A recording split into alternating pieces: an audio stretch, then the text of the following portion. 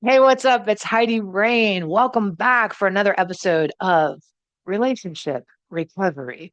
Now, if you were in a relationship of any kind with anybody that causes you confusion, you don't know from one minute to next what the hell's going on.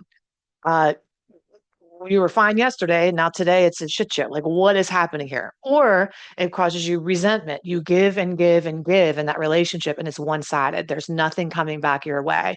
Anxiety. You don't know from one minute to the next where you stand in this relationship, or what's going on, or what's happening, or are we breaking up? Are we together? Are we not together? Or do you really love me? Or do you want to be with me?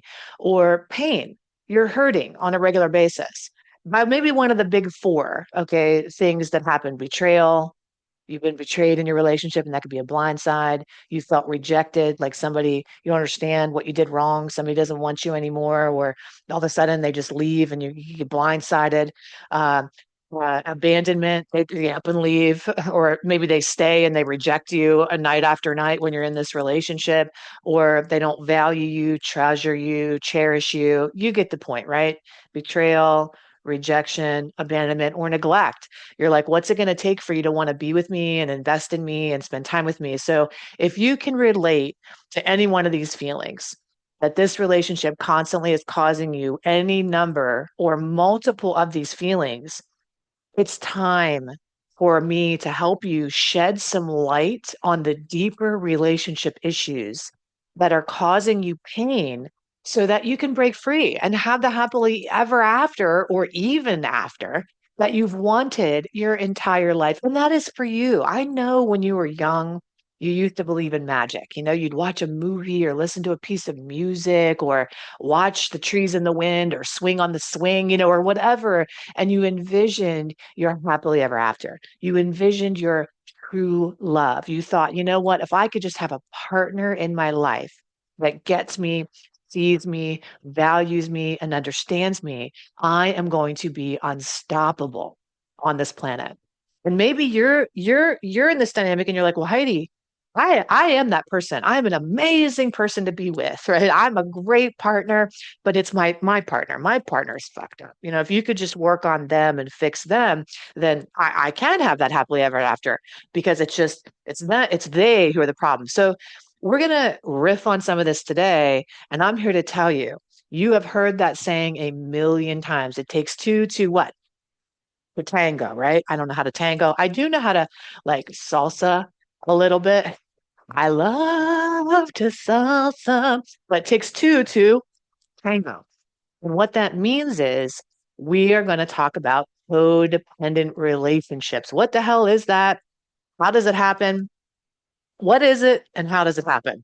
That is what we're going to talk about today. Keep it super simple. So, if you are a therapist, a clinician, if you're a healer or a coach and you're using these videos or my work in your practice, I just want to take a minute and say thank you so much for sharing the message. I get lots of feedback from you using these videos with your clients or even at treatment centers. And I just really appreciate it and love that you do that. So thank you for helping me help more people.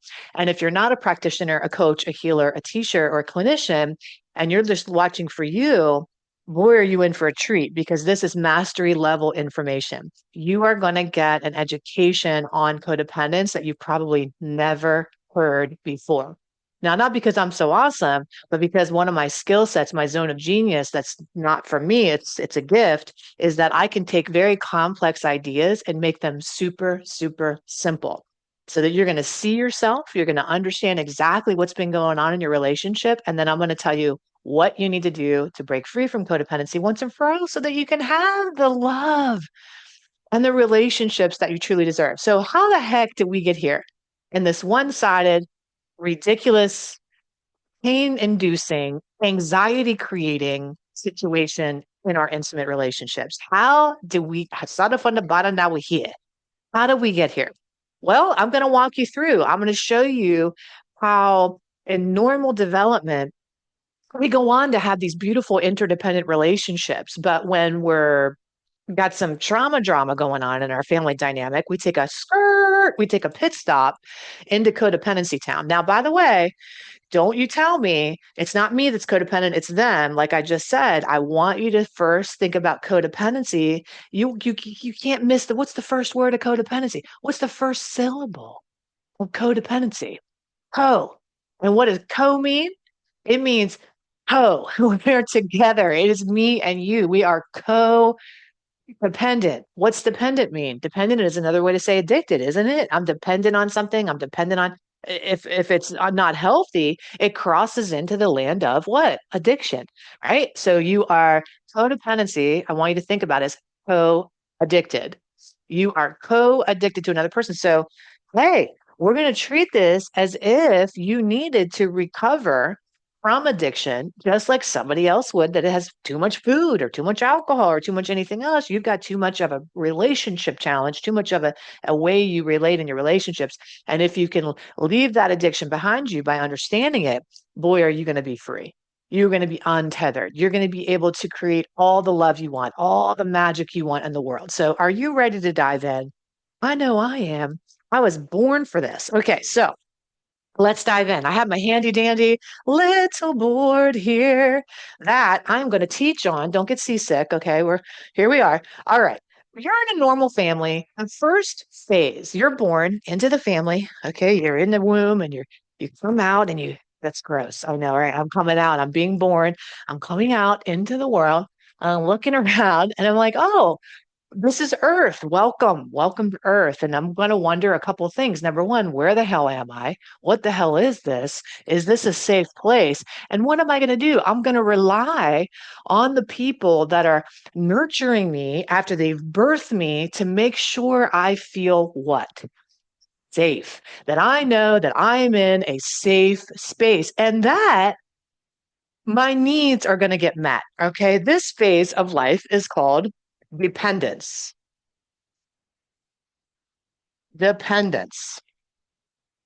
And we're meant to be dependent. We're meant to be dependent. We can't feed ourselves. We can't do anything, right? We're useless when we're babies, other than making people feel closer to God, when you look in the baby's eyes or, whenever you're, seeing a baby, you think, oh, it's so sweet and kind, but they're helpless. They're useless. Babies can't do shit, right? They can't do absolutely anything. So I'm going to rely on you to meet my needs. What needs do I have? All right, let's talk about that for a second. What needs do I have when I am growing up? Well, the first of all, obviously, I have needs to be safe, right? I have bare minimum needs. What are my bare minimum needs? Well, I need to be fed, right? I need to be clothed. I need to be held and touched, which actually, if I'm not held and touched, which is just as important as physical food, okay, being touched and loved and nurtured, so much so that all the studies have proven when somebody doesn't have one or multiple of those things, they already start on the path to relationship issues, to codependence and reactive attachment disorder, and a lot of the other things, which is like we call anxious attachment or avoidant attachment. These attachment issues start to develop along one of these three rungs, and dependence is one of those places. But let's pretend none of that happened and you had an amazing experience in your childhood. I know, right? Because most of us did. Psych. Okay. So, but let's say you had an amazing experience. You got all your needs met. You were clothed, you were fed, you had all these things. You could rely on the people that you were with. Your emotional needs were met. When you had a problem, you could go to the people that you loved and they would be there for you. They would listen to you. They would pour into you or minister to you and say, you know what? I see you have emotional issues. Let me teach you how to regulate your emotions. I have a 10-year-old daughter, and from the time she was 2 years old, I taught her how to yell in a pillow or articulate her anger or show me frustration, show me sadness. From the time she's a baby, just teaching her how to identify her emotions and communicate them. Now, I only did that because when I was growing up, emotions were the devil, honey. You're not talking about in fact, my emotions were annoying to most people that I was around. I don't know if you can relate to that or not, but I would, share how I was feeling. It was like, well, suck it up. what are you, some kind of wussy? Like, what's the matter with you? And I know boys experience that a lot too, but so did a lot of us and Gen X in particular. It's like, man, you got to toughen up. And that's okay. That's a survival skill. But what happens is when you learn very early on in life that you need to toughen up, you start to realize, let's say here, let's look at some of these codependent patterns that can develop. Okay. I'm going to do this at the same time because I can teach it all and kind of intertwine.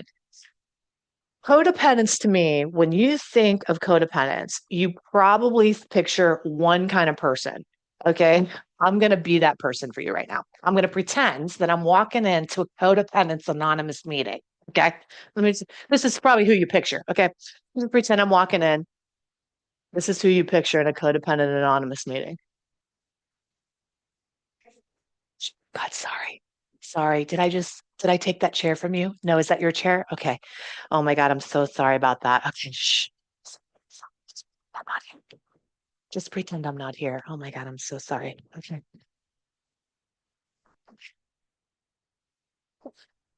Okay. And I'm in the meeting, and then the meeting person goes, hey, we have a new person. It's Heidi. Hey Heidi, do you want to kind of share, what's going on? Well, I don't know. Did anybody else share yet? Does somebody else want to share? I mean, you can go first. No, it's totally fine. No, I don't want to. And that's okay. I'll share later. I'll share tomorrow. So I don't need to share. You listen. I want to listen to all your problems. Okay, how about you share?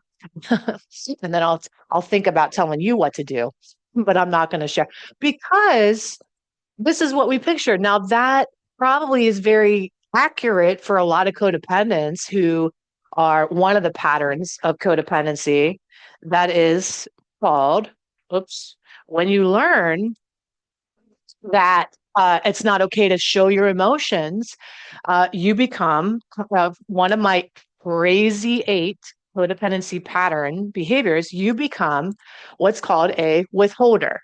Oh shit, this doesn't work. Throw away the markers that don't work because that's lame. Okay, let's go. You become what's called a withholder. Withholder. And that's one of the crazy eight codependency patterns. Now, as a withholder, what you do because you learned it's not safe, you can't, your belief system is independence, you learned, you can't count on anybody else to meet your needs. Okay. Nobody else is coming. It's up to you. So you also learn that your emotions are not well received. You're only really lovable when you put your big girl pants on. You're only really lovable when you're taking care of business. Okay. So in this phase of dependence, if you got the memo that it's all up to you, you develop one of these controlling codependent patterns. You become controlling, a controlling person. And a controlling person is somebody who goes, it's my way, the highway.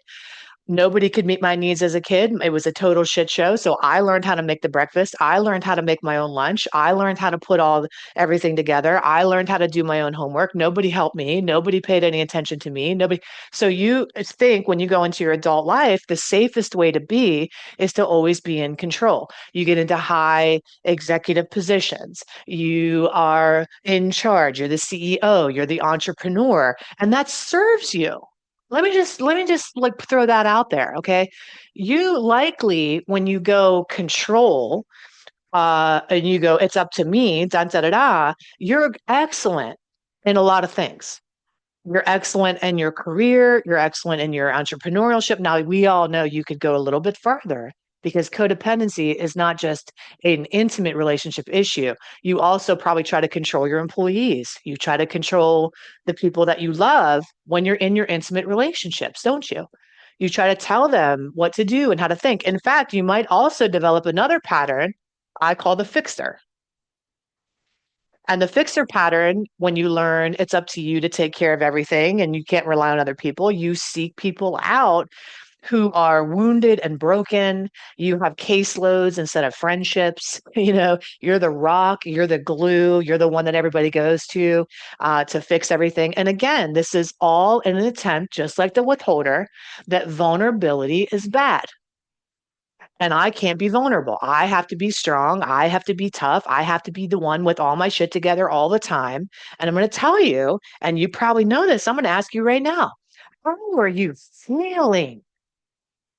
How how are you feeling when you're withholding how you really think and feel, and you're not telling people stuff, and you're keeping people at an arm's distance because you really believe that the only person you can trust is yourself? You push everybody away. How does that feel for you at the end of the day? Or when you're fixing everybody and you have all these relationships where, they're all broken and you're like just constantly running to the rescue all the time. You're not a minute for yourself. How do you feel when you have to be in control all the time of everything and you're juggling a million balls? Another thing we do, one of these other patterns of control is we learn that if I'm going to be lovable or loved or safe, I need to be perfect.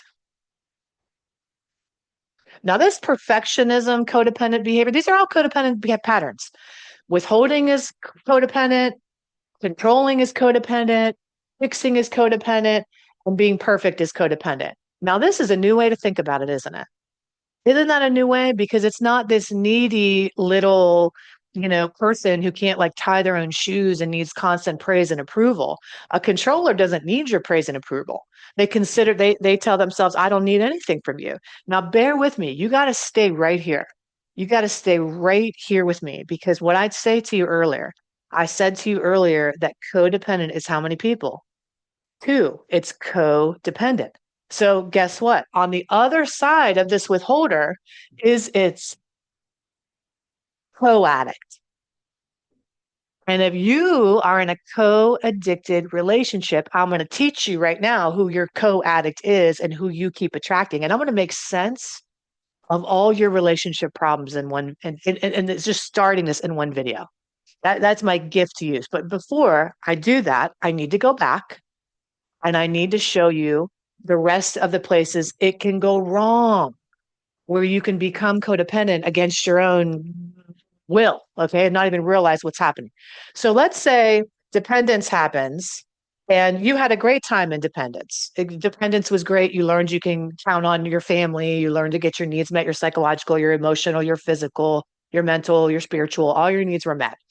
And then you went into the phase of independence. Independence. But there's places this can go wrong too in independence. Independence is the phase where you learn what you're capable of. It's where you start to build your self-esteem. I want you to think of a toddler. The toddler first experiences this phase around what age? Okay. Mine did from like 2 to 4, like a three-nager. She was 3 years old. She was a three-nager. And I thought, well, but this is a welcome phase. If you're a parent that is with it and firing on all cylinders and you don't get mad when the kids start telling you no, you're like, oh yeah, feeling your power. Now, again, it's not like you're going to walk all over you, but in this phase, a parent's job is to fan the flame of the kid, right? It's to go, wow, look what you can do. I don't know if you can do that, but why don't you try? And if you fail, it's okay. Why don't you try again? And wow, look at what you can accomplish. Hey, why don't you take control of this thing and let's see what you can do. Well, let's see how much of this homework you can do all by yourself, or let's see if you can make your way around in the neighborhood, and go on a hunt in the woods. Think about Gen Xers were like, hell yeah, man, I didn't come home till the street lights came on. I don't know if you know this guy, Pittsburgh Dad, but I grew up an hour south of Pittsburgh. He is absolutely freaking hilarious about like street. He has a movie, I think, about street lights. Gen X, like we were, but also that's part of the problem, isn't it? In a balanced, healthy relationship, okay, in a balanced, healthy relationship, there is a mix going on of independence and dependence. It's not like you up level and then forget your dependence. You kind of vacillate in between these two worlds as you're maturing and growing up. You go out into the world and you try something and you see how far you can go and you see all the things you can accomplish. But when you fail, when bad things happen, when you can't go as far as you thought you could go yet. When these things happen, you go back into dependence and you have somebody there to comfort you, minister to you, speak with you, talk with you, share with you, be with you, sit with you, hold space for you, have compassion. But if you don't have somebody there, you develop a overinflated sense of independence. And this plays into these patterns here. People that are hyper self-reliant, compulsively self-reliant. It's up to me. I'm the only one. You don't trust anybody. You got a lot of trust. You got a lot of trust issues. This is because when you were going from independence and you learned you could count on you and you failed, you didn't have anybody support you. So you became your only source of support. Not a problem in childhood. You realized in childhood you needed to be in control. You needed to be in control or bad things were going to happen. So that worked for you for a while. Or you learned that you needed to withhold your feelings and withhold because when you shared your thoughts and ideas, it went to hell in a handbasket. It wasn't well received. You were mocked or hurt. And so those things were strategies. Codependency is a way to function in dysfunction. You wake up into the world, you're born yourself, your amazing self. You've got all the potential in the world for relationships, for connection, for community, for purpose, for passion, for all these things. But when you grow up in a family that doesn't support it, you get a memo like, oh shit, I can't trust life. I can't trust others. In fact, I call this the trust trinity. This is the holy trinity, the holy relationship trinity. It's not mother, father, son like we think it is. Actually, it is mother, father, son for me, or father, son, Holy Ghost. Okay. What the relationship trinity is, I know that I can count on self, others, and the divine. This is the holy relationship trinity. Take a look at it for a second. I can trust myself, others, and my divine. And when I have this structure in place, what is the strongest structure on earth? It's the pyramid. It's unshakable. You're protected from all sides. When life comes at you, you know you can count on yourself. You know you can have others. You can let others in and count on other people, and you can trust other people, and you're not going to get betrayed or blindsided or backstabbed, right? Or you can trust the divine. But when one of these things are missing, the bottom falls out when you don't have the wholeness of your relationship trinity, right? Or you don't trust others, it's just you and God, and you're like a hermit in a cave, and you're like Yoda on top of a cliff. You don't have these intimate relationships. We're born to have relationship and be in relationship. So there's so many ways that that triangle can go awry. But let's say in independence, you don't get a lot of independence at all. You have very worried parents. You have parents that are like always like, where are you going? What are you doing? Helicopter parents, we call them, right? Like you want to go be independent, but you're not allowed because you're not trusted. And everything you've ever wanted to do in your life, your parents have said to you, well, that's not really what you should be doing. You should be doing this instead. You had your own ideas as a kid, as a teenager, as a young adult. You had your own thoughts and ideas about who you were in the world or wanted to be or dreamt yourself to be. And your parents had a different idea for you. That is a rampant breeding ground for codependence. Well, okay, I guess, um, maybe I grew up in that environment and I realized that other people are in control of me. I'm not in control at all. My independence phase taught me that. I can't count on myself. So this is hyper independence. These things are when you're compulsively independent, hyper independent. This is where you seek power. Power is you live in your mind. Controllers live in their mind. They're always strategizing. Okay. So you, because you realized it wasn't safe for you to live in your heart, decided to live in your mind instead. It's a much safer place. You can make sense of things. You know that you're in charge because it's all up in here. Where it's not safe to be is in your heart. And so you have an overdeveloped thinker. You think all the time. In fact, you're constantly strategizing. So these are all head people. This is a power play. I want to be in control, so I'm going to withhold from you. And if I withhold from you, I'm the one in power. So People that have this codependent pattern, these four patterns of withholding, controlling, fixing, and perfecting, are power seekers. Now, on the other side of that, I promised you I was going to show you who their co-addict is, what kind of relationship they're in. So let's go now and let's look at who withholders attract. Just out of curiosity, who do you think a withholder is going to attract? Well, Heidi, like attracts like. So other withholders, brr, rongo bongo. Opposites, how we say opposites attract. Well, it's not really true that it's opposites. It's nothing is really an it's a spectrum, right? With the same issue. We all have these issues, relationship and intimacy issues at the core. At the core of all codependence are these core issues. All codependents have these core issues from within. My acronym is within. We have worthiness issues, identity issues, trust issues. We're not healed. We have healing things we need to do.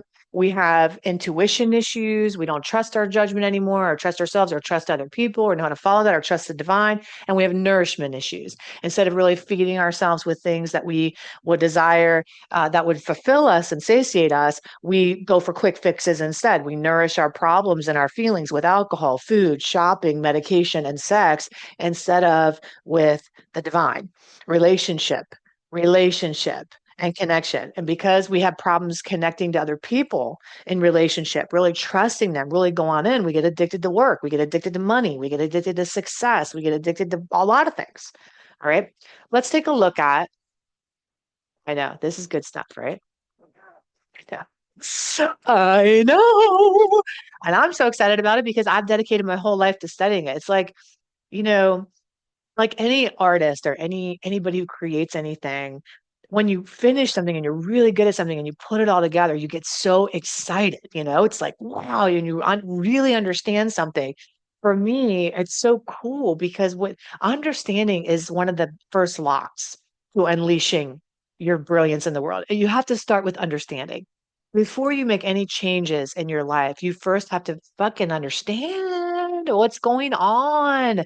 And so many of us don't have a clue. We're like lost. We're like, what the hell? That's why I say I help people in toxic, dysfunctional, or WTF relationships, right? And most of you are like, yeah, man, I'm in a WTF relationship. I don't know what's going on. But what WTF stands for where trust failed. It's a WTF relationship. Okay. That's what I specialize in, is helping you rebuild that trust trinity, that holy trinity of relationships with self, others, and the divine. But let's take a look at your codependent dynamic right now. If I'm a withholder, who do you think I'm going to attract? Well, I'm not going to attract another withholder. I'm going to attract one of my other crazy eight patterns, which is called a clinger. And clingers learned early on that I can't trust myself in independence. Okay. This is a kid that grew up with parents that were super overbearing, super controlling, and they had all the answers. So this person realized in independence, oh my God, I don't know what I'm doing. I need other people. Do you see? This codependent says, I don't need anybody. But the problem is we're lying to ourselves. It's not the truth. It's not how you really feel. It's a coping mechanism to your answer to being neglected or betrayed or rejected or abandoned. Did I say that twice? Okay. You see? So I'm going to pretend I don't need it, but inside I long for connection. Withholders aren't like empty people that are like devoid of emotion. They're not cold, but to other people, they appear that way. But inside a withholder is like a marshmallow, man. It's like a s'more. It's like, in fact, did you ever make a s'more where you burnt the s'more? I used to do that all the time whenever I would make s'mores with my family. I grew up in the backwoods of West Virginia and the Pennsylvania and the sticks. And we used to go out in fires and roast s'mores. And my sister and I used to like to catch our marshmallows on fire. So we would burn our marshmallows. And part of the thing is you have this charred exterior on this burnt marshmallow, but inside it's ooier and gooier than ever. And that's you as a withholder, is that the inside longs. It's kind of like, you're a coconut, right? And you're just waiting for somebody to crack you open, right? Like, just man, I've got so much good juice and nourishment in me and all these good things, but I'm just not going to give it to anybody. So you got to know how to crack this coconut. Coconuts are freaking hard to crack, man. Did you ever try to crack a coconut if you don't have a machete handy? It's no joke, okay? But the clinger gets all their value from being a ride or die. This is a person who had a sick parent, an alcoholic parent, and instead of like taking charge, they instead just never left their side. They never learned that it's okay for them to exit a bad situation. They have problems with boundaries. They have problems recognizing the emotional unavailability of the people they're attracted to. So they attract people like a withholder who's not emotionally available. And they try like hell to get that person to want them, connect with them, see them, talk with them. So they do this dance.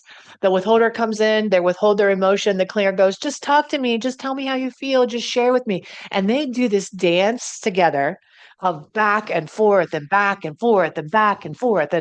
And one person, a withholder, will give a little clinger some crumbs, and then the clinger's like, "Oh my God, you love me, you want to be with me." A withholder loves a clinger at first because a withholder doesn't want to share all their thoughts and secrets and ideas, but a clinger will tell you everything. They'll trauma dump, they'll tell you all their shit, all their stuff. And a withholder at first will love that. They'll be like, "Oh my God, yeah, I don't have to do any of the talking. I don't have to do any of the revealing."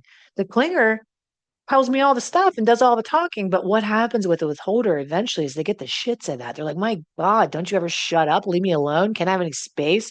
They need some downtime. They need to be alone. They're overwhelmed. They feel smothered. So they start to pull back. They start to run away. They start to do these distancing techniques. Withholders will be with a clinger and they'll start off like super strong and really fired up. And then all of a sudden they'll be like, oh my God, I can't, this person, they'll start to become unattracted to the clinger. They'll see them as like needy and gross and horrifying and disgusting and all these stories in their heads. They'll start to pull away and the clinger will chase after the withholder and the withholder will pull back more. And then the clinger will chase after and they'll pull back more and they'll keep chasing after. And then eventually the clinger goes, screw this, man. I'm trying to prove my value and you're not throwing me any bones anymore. You're not giving me anything anymore. So I'm going to go away and I'm going to go cling to somebody else. I'm going to find somebody else. This is a person that like goes to, long-term relationship after long-term relationship after long-term relationship, but they all suck. I'm just long-term misery, instead of monogamy. And and what'll happen is the clinger will go, okay, I'm done with you. But then the withholder goes, where are you going? No, no, no, come back. I want you. And they do this dance of push and pull and push and pull. I'm also explaining avoidant attachment and anxious attachment, but I'm explaining in a way that makes it so much easier to digest. Withholders and clingers. So think anxious and avoidant. I'm constantly chasing after you. In its worst case scenario, this becomes like love addiction. And codependency borders on love addiction. It's a shitty way. What is addiction? Addiction is a shitty way to get your needs met. Addiction is a lame attempt at happiness. Well, codependency is a lame attempt at love. All right. But it's an addictive pattern. It's an addictive way of being. Now, who do you think a controller would attract? So just think about that for a minute. I have a controlling person, and you maybe think about when you grew up, who did you have to be when you had a controlling parent? Just think about that for a minute. Well, Heidi, I'm not a controller, but I grew up around them. And my mom was very narcissistic and very controlling. I couldn't breathe the right way. I couldn't make any decisions. I had to run everything by her. I was constantly being, controlled, my schedule, what I did, what activities I was in. I was only allowed to do music and this flute and this trumpet and I take the piano lessons. Well, who did you have to be? Well, from that perspective, it's pretty easy to think about it, isn't it? You had to be what? Pleaser. Controllers attract pleasers. And when a controller attracts a pleaser, the controller's in charge and the pleasers, think of like what's that movie, Coming to America? It's one of my favorite movies of all time. And when Eddie Murphy's about to get married and he comes down the aisle. And the bride, he's standing at the end of the aisle, and the bride comes down. She's so beautiful, this bride that they've picked out for her. She's absolutely freaking amazing. She's gorgeous. Her outfit is fire. And she walks down to the front, and he goes, well, wait, hold on a minute before I marry you. let's go in the back and let's chit chat a little bit. All right, let's see, if we're compatible because I don't even know you and I like to know you. So he takes her back in the back and he goes, okay, so what kind of music do you like? And she goes, whatever music you like. And he goes, well, okay, well, what kind of food do you like? Whatever food you like. And he goes on and on, and she's whatever you like. And he goes, okay. And he's like, he goes, okay, bark like a dog. And she's like, woof, woof, woof. And he goes, a big dog. She's like, woof, woof. And he's like, I don't know, woof, woof. And he's like, bark, hop on one leg. And she's doing all this stuff. And he's thinking to himself, now, any controller at first is going to feel safe. And probably there's a lot of people in the world who would have married that girl because here she ticks all the boxes. She's going to bark like a dog and hop on one foot. Amen. Wrap it up, button her up, put a ring on it, solidify the shit. Let's marry this one and take it home. Now, what kind of person is attracted to a person like that is a person who's desperately afraid, desperately afraid of losing control or being what? Controlled in any way, shape, or form. Being controlled. This dynamic doesn't work though. Why? Because as a controller, you know what you long for the most? If you're a controller, do you know what you long for the most? You do, because it's you. Do you know what it is? It's actually for somebody else to take charge. It's actually like your silent prayer is like, when the fuck is somebody going to come along and take care of me? Who's smart enough or strong enough or whatever enough to take care of me? Who's going to do that? Where can I? You long to lose control. You fantasize about letting go. You want to surrender, but these words are like first words to you, surrender and submit. You're like, ugh, disgusting. But in your soul, you long for that. And a pleaser in their soul longs to tell people what they really think and feel and to have somebody please them for once instead. All right. So a healed relationship isn't this codependent, doesn't rely on these. And I'll show you what a healthy relationship is in a second. Let's keep going through these because you're doing so good, right? Is this helpful for you? Are you getting some value? If you are, just take a minute right now and just like, leave a little comment because it helps us help more people like, whoa, truth bomb, wisdom bomb. My last name is Rain, Rain. So maybe you could say, hey, making it rain, do a little hashtag action. Okay. Help your sister out to help more people. All right. The more people I can teach these concepts to, and one of my favorite things to do, by the way, is to certify coaches, healers, clinicians, and teachers who work in the mental health industry on these concepts so they can start working with their clients. Because honestly, there is very little training. People might think that they in addiction, by the way, too. I worked in addiction for many years inside of one of the world's leading drug and alcohol treatment centers. A therapist would come out. It's not no fault of their own, but they'd come out and they'd start to work within this environment. And codependency fits into the addiction model. You treat it the same way. It's the same kind of recovery process for many of us. But they've had how much training? A semester? I've dedicated the last 20 years of my life to studying. And of course, I've been knighted. I've got all the certifications, but that's really not where I learned the majority of this. The majority of this I learned through my interdependent relationship, working with other people, learning through them, watching them change, what motivates them to change, what's going to help them, how can they let love in, where are they stuck, being curious about people, pursuing my relationship with other people, and also through the divine. There are a lot of things that I share with you that were divine, not downloads, but uploads, because I think all your brilliance and your divine is your divinity is from within. So because I've been able to really put that to heart, my trust trinity, my relationship trinity, the holy relationship trinity, I'm able to give you this information. And if you want to be certified, if you want me to coach you, if you want me to knight you, if you want me to teach you my modalities, my methodologies, and you want to be certified so that you can start a coaching practice or bring this into your coaching practice or bring this into your healing modality, then I want you to reach out over at HeidiRain.com, HeidiRain.com, and send me a message and we can talk about certification for you and teaching you all of these methodologies so that you can have a bigger impact and help more people, right? Or if you're just watching this and you're not a clinician and you're not a coach and you're none of those things, you're just somebody who wants to heal, you're in the right spot. Because I also have a year long, and I know, yeah, a year long. I used to work with people with less time, but now I know that relationship healing happens inside of relationship. And so if you're interested in me coming alongside of you and you want to heal, then let's spend the next year together and join my mentorship program called Love Unleashed. And Unleashed, we go through a whole acronym. As you know, I'm the acronym queen of healing. And month after month, we meet together for at least 4 times a year. You come to my home and you come with me, and we have our workshops and our retreats. So I want that for you. And if you're curious about working together, go ahead and send me a message, fill out a questionnaire over at Heidi Rain, and we'll see if we're a good fit. We'll get on the phone potentially or on the interwebs, and we'll see if we're a good fit for each other. Do like a mutual interview and see if we're a good candidate for one another. Okay. In the meantime, let's keep going through the rest of these. So, who do you think a fixer attracts? This is a fixer again, is somebody who grows up and usually in an alcoholic or sick environment, and they're the ones that take charge. They're like 40, years old, but they're 9. You know what I mean? They're in charge of everything. They're super responsible. They're higher achievers.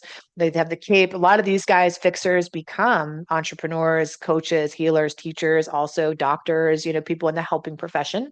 And a fixer needs who? In order for a fixer to feel whole, to feel fulfilled, to feel like they're lovable, like they're doing the damn thing, a fixer must have a victim. Ooh, snap. Ooh. I don't know why I'm acting like my 10-year-old. Ooh. Well, yeah, you need to have a victim. And a victim is somebody who learned early on that they can't count on themselves. Again, these are people who went superpower. These are people who pursued power. Somebody who put all their said, you know what, screw love. Love hurts. Love hurts. Okay. I don't want anything to do with all that jazz. Love is like lame and jacked up, and it's fine. And if I can get it, that's cool. But I'm not going to hang my hat on it. I'm going to go for, instead of love, I'm going to go for power. These are people that are love driven, hyper love wound, and they'll cling. They'll cling to absolutely anybody that shows them any bit of attention. Power person will move the fuck on. Okay. A power person is not going to sit and try to prove themselves. They're going to say, I'm already, they're not going to tolerate that, but they'll marry it. And in fact, when it's not working, when their skills are not working, when withholding doesn't work, then I'll try clinging. I'll go into my sister pattern or my co-addicted pattern. I'll go into my co-addicted pattern to like, I'll vacillate between a war within myself between love and power. Power is I'll withhold everything. I'll withhold everything. I'll withhold. And then clinging is I'll just love. I'll just love. I'll just love unconditionally. I'll have toxic compassion. I'll ride or die. I'll stay in this thing way too long. Power is I'm going to control everything. I'm going to absolutely control everything, and I'm going to be power driven. But when that doesn't work, I'll shift into pleasing. Okay, well then fine, just I'll give up. I'll throw up my hands. Just tell me what to do.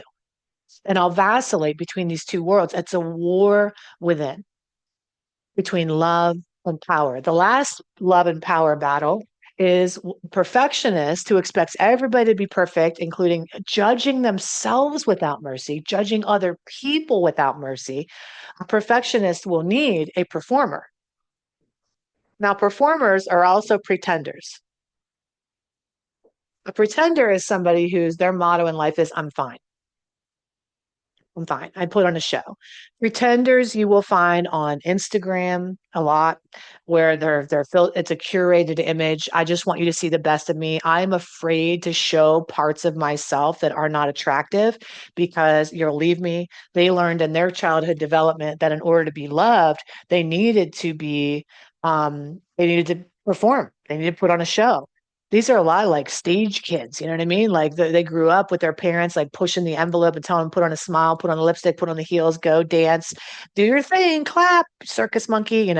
And they had a perfect parent that was like, if it's the perfectionists in the world have problems, lots of problems.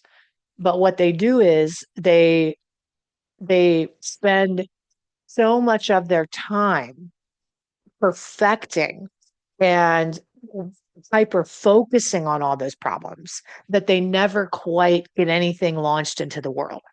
Maybe that's you. Maybe you can relate to that. Maybe you feel like when I just said that a little bit ago about you wanting to be a coach or a speaker or a teacher or a healer or a clinician, that you have a dream in your heart. You have a calling. You've always loved relationships or love or helping people reach their fullest potential. But as a perfectionist, you're freaking crippled.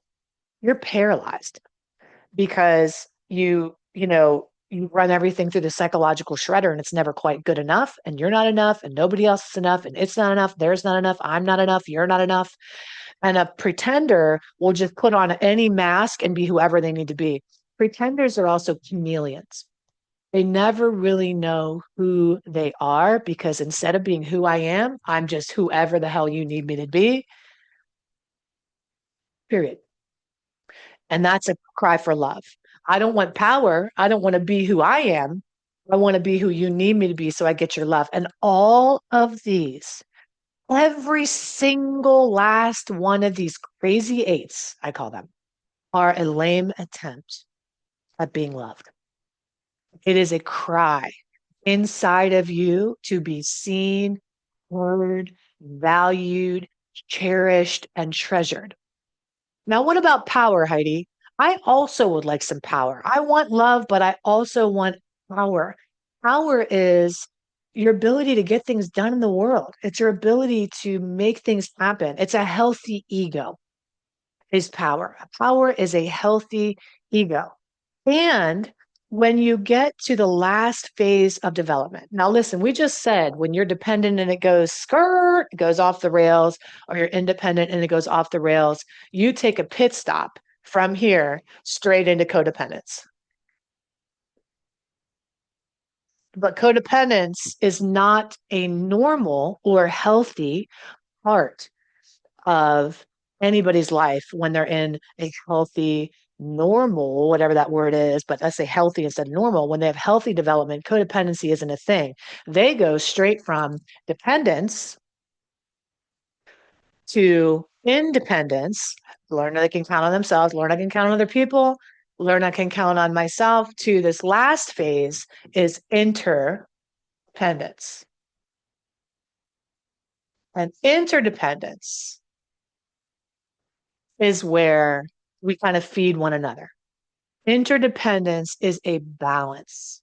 It is the bees and the flowers. It is the rain and the roots. It is the sun and the moon. It is this interplay of energy. It is this interplay of reliance and release. It's an interplay of giving and taking. It's an interplay of in and out. And it's the middle way. Interdependence is also, I remember when I first started teaching. I want to explain this too, because if you are, trying to figure out how to make your way in the world, and if you are a coach or a speaker or a teacher, this is just going to be really helpful for you. That I had a talk with God one day, and I was like, you know what? I need my clients and my relationships to be more interdependent, right? Like I'm feeding them and they're feeding me. And sometimes it can feel very one-sided, especially if you're delivering on YouTube or you have whatever. This is my platform that I happen to use because I freaking love it, YouTube University. Whoop. Um, but sometimes it feels like it's not very interdependent, right? Like I'm feeding, and I had this prayer to God, and I was like, God, please make these more, and I'm thinking business wise, I'm like, yeah, join I have all these programs, hey, get a program, get a retreat. You want to have this more of this interdependent. And I just plain as day, God said to me, God said, Heidi, what makes you think that in this phase of interdependence, that it's just you and the other people that you're pouring into? Interdependence means that, and this is crazy, this is where it all came so beautifully home for me, I'll tell you, is God said interdependence is this holy trinity. That if you're pouring into other people, don't forget, Heidi, that it is interdependence is this holy trinity of trust and relationship. I know I'm getting dizzy too, but let's go. It is interdependence is self, others, and the divine. And when I'm not getting I'm not getting what I need here. I'm not feeling like it's reciprocated. I have the divine to meet me where um, I'm lacking. If I am not firing with myself, if I'm having challenges with myself, I can rely on others, and I can also rely on the divine. It's a solid structure. Interdependence is that triangle. It's that holy trinity of trust. It's the divine, it's the trinity, the relationship trinity. Okay. So interdependence means I'm somewhere in the middle. Also, the Taoists, if you're familiar with the Tao Te Ching, which was one of the most beautifully written guides to life. It's second only in popularity to the Bible. It's absolutely amazing. And in there, it talks about this concept of Wu Wei, WUWEI. And Wu Wei is this effortless place in life. You might have experienced it once or twice in your life. It's like a flow state where you might see it when you see a dancer. Let's think of a beautiful dancer who has spent years practicing. She's been in her power. She's, studied and done everything she needs to do, and she has a love for it. And she combines those two things, love and power, and meets in the middle. And when a dancer is dancing, sometimes when you see an interdependent dancer in the Wu Wei, in the flow, you don't know who's dancing who. You don't know if it's the dancer is dancing or the dancer is being danced. You don't know if you're breathing or you're being breathed. You don't know if you're loving or being loved. You don't know if you're all in power or you're being empowered, right? It's this beautiful middle way. So what's recovery look like for a codependent? It is to synergize love and power. It's to synergize. And another way to say love and power is to say ego and spirit. And in that middle way, that Wu way, is where interdependence meets us. It's where it shows up. So, what's healing look like? Healing looks like I meet in the center of all of these phenomenon. So what does it look like for a withholder and a clinger to meet in the middle? It looks like I know when to withhold. I know when to, step back. And withholding isn't all bad. I know when to withhold and not share so much. Or clinging is I know when to stick around, but I also know when to leave. I know when to withhold and I know when to cling. I know when to, you're meeting in the middle. Control and pleasing. I meet in the middle way. I know that when I give up a little control and I only control the things I can control, and I don't worry about controlling other people, and I worry about pleasing myself or pleasing the divine or pleasing the people I love in genuine, authentic relationship, then I'm in that middle way between both love and power. If I'm fixing and a victim, I know where I can fix and I allow instead. I let go of the idea of fixing and let things run their natural course, right? Or as a victim, I release and realize we're all victims of circumstance, or I own the victim within and I liberate her. I acknowledge where I've been victimized in my life and I stop recreating the pattern over and over again. Every single one of these positions is a trauma bonded way of being. It's if I keep doing this dance of withholding and clinging, I'm sure as shit gonna feel rejected. I'm gonna feel abandoned. I'm going to feel betrayed. I'm going to feel neglected. One of the core four trauma bonds. One of the core four trauma bonds: rejection, abandonment, neglect, and betrayal. And if I enact these patterns, all I'm doing is reenacting pain over and over and over again. How do you heal? Well, one of the options is to consider mentorship. Now, mentorship is a beautiful experience. I think I've talked a little bit about it so far. I have a mentorship option that, like I said, it's a year-long commitment. Now, that might seem like a long time for you, but you've likely been struggling your whole life with these patterns. I'm going to tell you what happens when you break free. When you spend the next year just saying to yourself, I am going to heal these patterns. I'm going to go for interdependence. I'm going to go for that relationship that is fully fulfilling, that satiates me, that makes me feel so alive, energized, jazzed, juiced, excited about life. Life is too long, in fact, to be miserable in your relationship. And all you have are your relationships. That's it. Your relationship with yourself, your relationship with others, and your relationship with the divine. And if one of those areas is hurting, you're controlling or you're fixing or you're clinging or you're doing any number of these crazy eight behavior patterns, you're going to stay in a cycle of suffering. And I don't want that for you. I want to help you liberate that cycle of suffering. So, what I do is I come alongside of you within that whole year. We identify where these patterns originated. Where did you learn to cling? Where did you learn to withhold? Where did you learn to control? And we rectify some of those things. I have an incredible process that I invented called the rapid detachment method. So, these are called codependent attachment personality patterns. If you want to know what pattern you're enacting, you can go over to HeidiRain.com and take my test that I invented called the Codependent Attachment Personality Pattern Test. It'll tell you, it's like 15 minutes to take. It's really a legitimate way to kind of type yourself here and get an idea. And it'll tell you, it'll spit out. Now, I did mine and it surprised me, but it was accurate. Okay, let me just say that. My sister did hers and it surprised her and she wanted to fight it. Accurate. Okay. So, first thing is you need to foster some insight into where you are. And then after that, I have this whole year long mentorship called Love Unleashed. And inside of that, we understand your patterns. We move towards undoing systematically those patterns one step at a time. The process I invented called the rapid detachment method is a 7-step process to heal. It's a marriage of all the things I've learned, all the healing work I've done, all the coaching, all of the things I've, oh my God, all of the years of study and practice and practicum and theory and all the things I've, and the philosophies that I've invented and come about.